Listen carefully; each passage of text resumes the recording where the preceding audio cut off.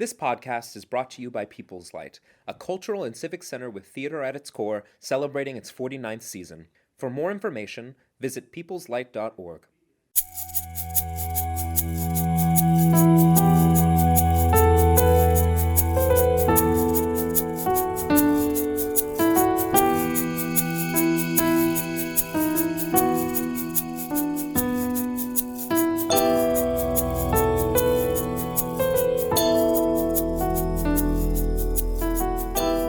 Awa!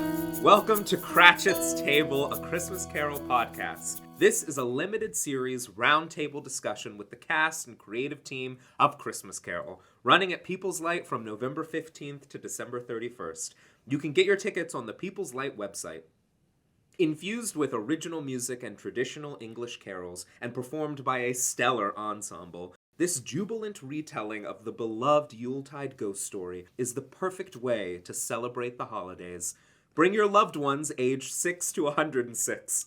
On this podcast, we're going to dig into everything that is Christmas Carol, from why we tell this story over and over to its potential to be quite problematic. We'll be joined by a variety of guests and perspectives.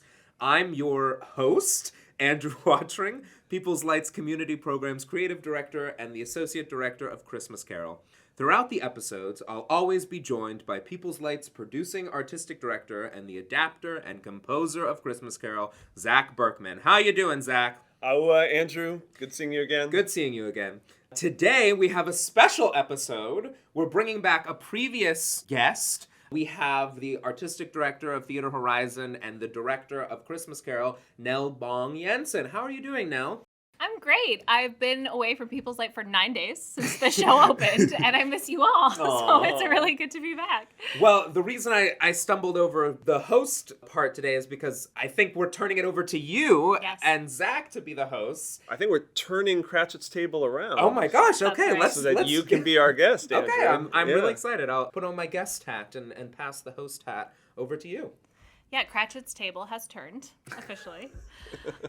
Andrew, first of all, I just want to acknowledge your work as Associate Director on Christmas Carol.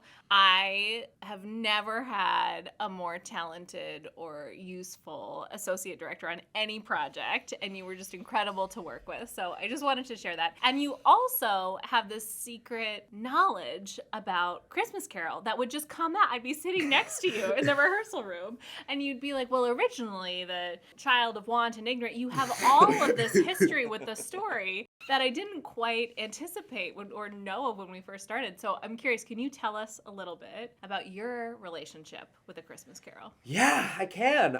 So, really, my whole family was a part of this local community theater in our town. My mom was like a producer and a makeup artist, and my dad did sets and was like a technical director, and me and my siblings acted. And so we used to do Christmas Carol every year. They would do the same production of Christmas Carol. They would like change some of the costumes and whatnot, but they would do the same production of Christmas Carol every year. And I remember it being the first time that I really saw theater magic like at its height. I can still remember these moments when Scrooge went to the door. They had this mesh over the door so that the Marley could stick his face through, and it would like show the imprint of his face. And I remember just being like, oh, this is theater magic. During the present sequence, they had this bed with curtains all around, kind of like we do. And they would hear a sound in there, and Scrooge would open the curtain, and there would be nothing there. And then he would close the curtain, and there would be a false wall. And so Christmas Present and all of these like dancers would come in, and then they would reopen it, and they would be there. And I just remember being like, this is theater for me. And it was also like fraught with like weird other emotions because I remember, the reason I bring up Want and Ignorance is that was the first role that I did in Christmas Carol. Me and my older sibling were Want and Ignorance. I was Ignorance, the other was Want. And the second year, they decided to double Want and Ignorance with the rich boy and the rich girl. And I remember auditioning for that, and they had told my mother that I couldn't be the rich boy or the rich girl because there weren't rich black people in Victorian England. And so I wasn't going to be able to do that role. And my mom went in and like ripped them a new one and was like, this is completely unacceptable. I'm going to destroy you. And so it was like also the first time that I had that like intersection with like race and theater of like, oh, this is very political and like these decisions can like have a lot of impact on people and audiences. But I really love Christmas Carol, and it's filled with a lot of magic for me.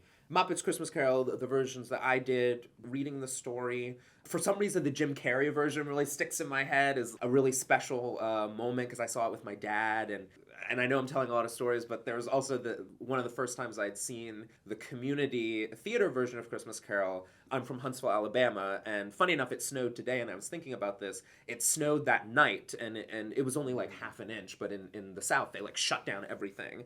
But me and my dad still went to Christmas Carol, and we were the only ones in the audience, so they did the show for us. And I remember, them being, because they would all come out into the lobby afterwards, and they all like came and swarmed around me, and they were like, "You were the best audience that we had," and like, "You were so present and there for us," and like loved the magic. And I just remember being like, wow, this is like a really special experience to be able to have. Like, no matter how many people are in the audience, like if you give that performance, like it's really beautiful. So I have an interesting relationship with Christmas Carol. Yeah, that's a lot. Well, I'm curious, given that relationship, when you were approaching the script, working on it as associate director for People's Light, in addition to your many other roles in People's Light, I guess in knowing, okay, we're about to do Christmas Carol, given your relationship with it, where was your excitement for the piece, and what were your fears and worries or challenges? I think my excitement for the piece, especially because there was no understanding of this version of Christmas Carol without Zak's version. And I remember the kind chorus really exciting me because when I write theater or when I direct theater, like, it's really important for me that the act of telling the story is an active part of the theater or the magic, that there are people who are physically putting their hands on the story and moving it along. So I remember thinking, oh, for me, this like exploded the idea of what Christmas Carol could be. And I was really excited about that idea of transformation and multiplicity of character. What was the second part of your question? And what challenges or worries or fears did you have? I think always, going back to like my initial experiences, how race is played in the world is always a concern to me. And then how different bodies inhabit different roles, I think, can always tell a different story. And so I think I was definitely concerned going in that there would be parts of the casting that I couldn't stand behind. And I remember us being really intentional in the casting room. I remember specifically our conversations in New York about what these bodies would look like and how they would be represented on stage. And so I think that, and I think selfishly, like my own loves of the story in Christmas Carol. I really love, and it was cut, I understand, but Want Ignorance as a vehicle to like move us towards future. The fact that the present sequence ends with these kind of demon children that then lead us into future, I was like, ooh, that's like a part of the show that I really love. And Christmas Present being a part of the show that I really love and how they're represented. And I think our actors do a really good job on both of those ends. So I think a lot of my worries or fears were allayed as we went through the process. It's funny, Andrew, that part of the reason, if I'm really honest, for why Wanton Ignorance are not in this show has to do with not entirely dissimilar situation of the Alley Theater's production of Christmas Carol in 2001, where the only children of color who were in the show were Wanton Ignorance. And it was such a glaring moment of discomfort for the other artists during it. And I was like, this is territory that we need to make sure we handle really well if we handle it.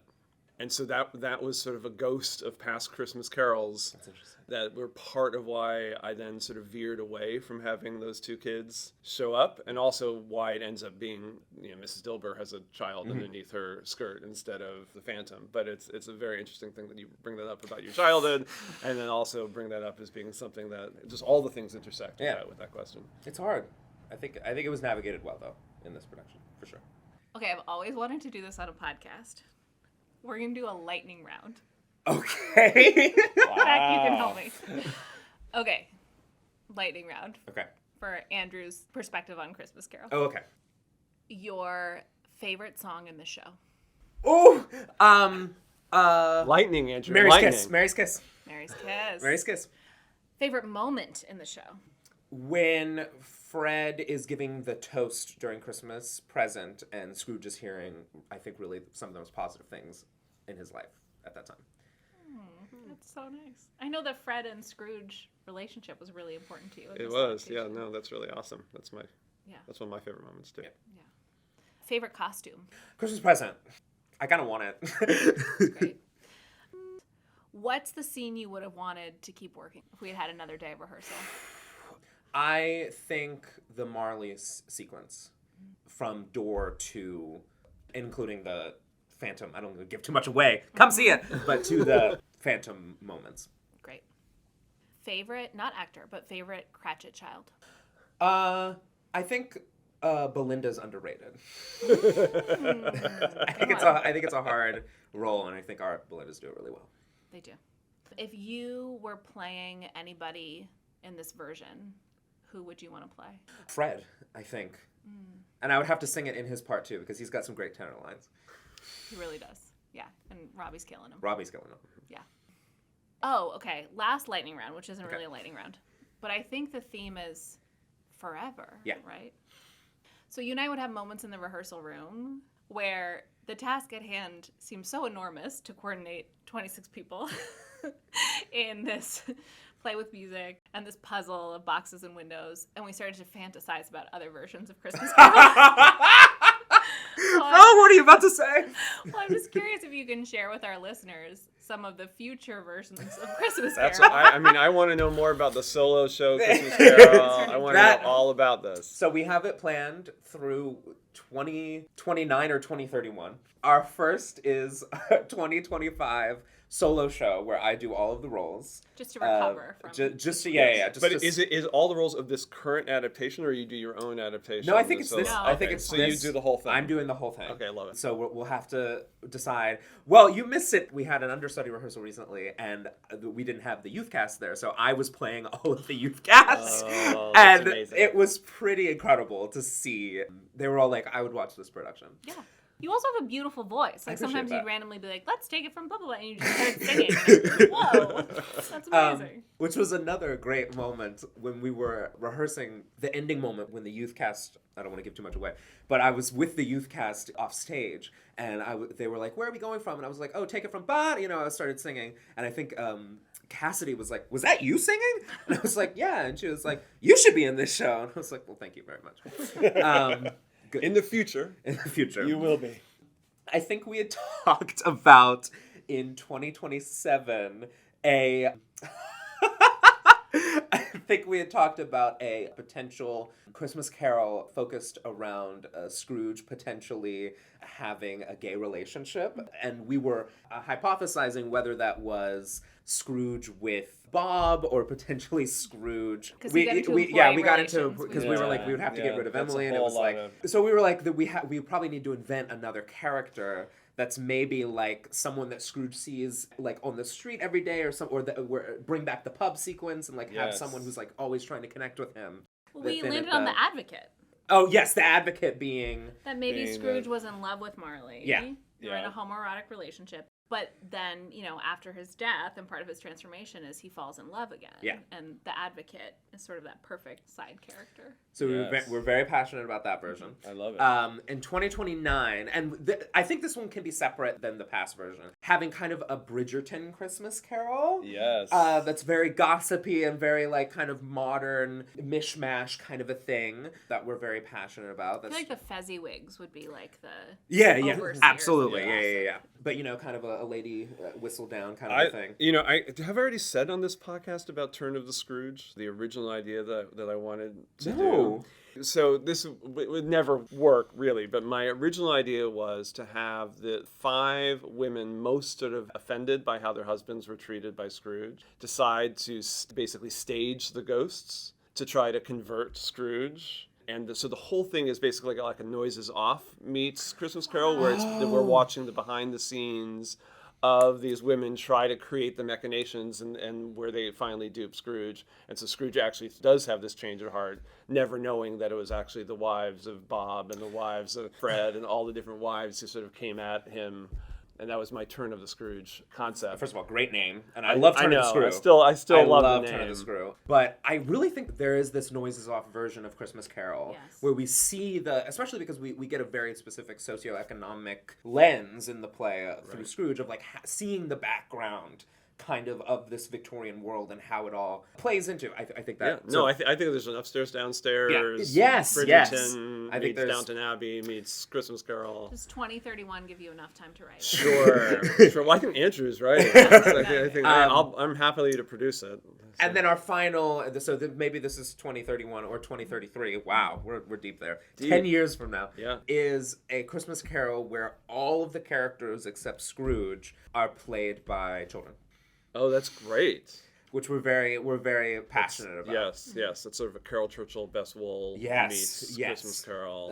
Very nice. And kind of a Muppets-esque, you know what I Sure. mean? With this, I feel like that is kind of that world of like this whimsical world that surrounds this very stern individual. But do you think everybody but Scrooge? I think there's one other, I think either Marley or... You've started me thinking about Little Big League. Like what if like everybody was an adult but Scrooge, and Scrooge is a child who's controlling everybody? Oh, that's kind of real. I think either way. Or do it in rep. Switch rap. each night that we have That's that right. cast. Well, we already know that's. This is all good. Rehearsing that would be a monster, but... Well, I feel like any final words from you, Andrew, on the experience of Christmas Carol, forward, this production, things you want people to know? I guess my question is because we're recording this on the first student matinee day of Christmas Carol. So what would your hope for a young person like yourself back in the day seeing their first Christmas Carol? What do you hope that 20 years later when they're being interviewed, they say this was their experience seeing Christmas Carol at People's Light? Twofold. I think there's this really beautiful moment, especially for a young Andrew, when Bob and Tiny Tim come through the church and have this really beautiful moment. And on that stage to see a black chestnut seller and a black Bob and a black Tiny Tim and a black Christmas present in this world highlighted and being beautiful and wonderful and incredible actors. Just to be able to see that on stage and know that that can be you and know that that moment is for you and that this world is for you under any circumstances, I think is really important. And two, I think something we talked a lot about throughout is this like idea of a young person seeing some of our tricks or seeing some of our moments with wind or with water or with a tablecloth becoming something else and being like, oh, I can go home and do that. Like as someone who used to force my family to do Beauty and the Beast or like Bambi that I had written and putting them in costumes and all this stuff. And I was quite a harsh director back then. But knowing that you can just go home and make that kind of magic and that kind of magic is the magic of this world. I feel like that's what really drew me to theater in general, is that that's the magic that we really have, is being in a space with other humans breathing and seeing something impossible on stage. And so I think a little Andrew sitting in that student matinee, one, very similar to you, would be like, put me on stage. Would be like, when are they going to call me to do that? But also that this world is possible, I think, is what I would be thinking. I think 2028 Bambi Panto might be also in the cards, now that I've heard you have a Bambi in you. I definitely have a Bambi in me. Panto. Yeah, I think we all love theater, and especially student matinees. I feel like that energy is like, wow, this is why we do it. Okay, I think that's our show. Please continue the conversation we started in the comments. Be on the lookout on People's Light social media for future information about Christmas Carol, because this is our last podcast episode. Unless by popular demand we come back, so please get those listens in. Really push us. If you're feeling generous, please donate to People's Light on our website at peopleslight.org/support. We hope you come out to see Christmas Carol running at People's Light from November 15th to December 31st. You can get your tickets on the People's Light website at peopleslight.org. Awa! Awa! Allah.